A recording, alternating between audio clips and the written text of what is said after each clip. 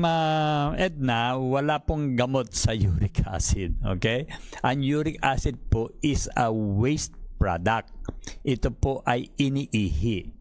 So, yung magandang pwedeng gawin para maibaba yung level ng uric acid sa inyong katawan ay sa pamamagitan ng pag-inom ng sapat na daming tubig kasi fina-flush out yan through your kidneys.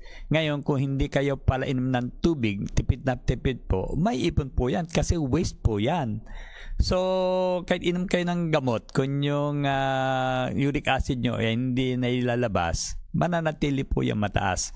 Marami na akong patient na na-encounter, yung nga, binibigyan na makasama ko ng gamot, pero pag pina-lab test yung kanilang blood for yung uric acid, hindi naman ganong bumababa.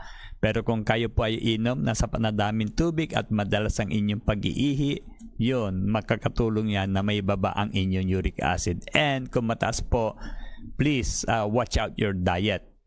I-google nyo po kung ano mga pagkain na nakakapagtaas ng uric acid sa inyong katawan at sila ay iwasan po ninyo.